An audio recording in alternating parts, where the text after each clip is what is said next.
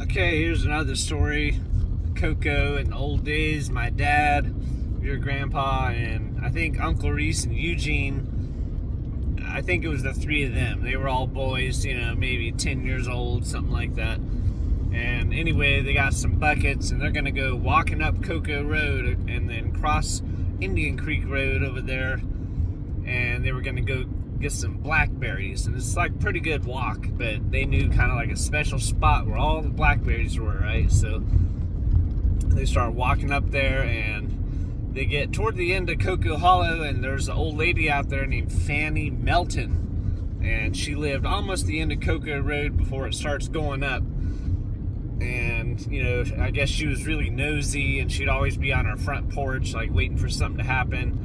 So she sees the boys walking by, and, "Hey boys, where are you going?" And they were like, "Oh, we're going up there to get blueberries," and blah blah blah. And, "Oh, okay, let me know if you find any," and they're like, "Oh yeah, okay."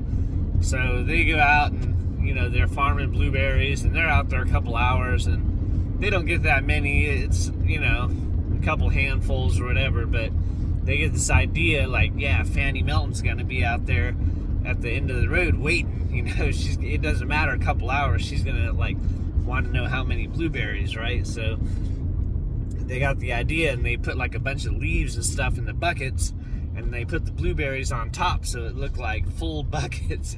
So they all walked out of there with 3 buckets, just a little bit of blueberries on top, or blackberries, but it looked like pounds and pounds.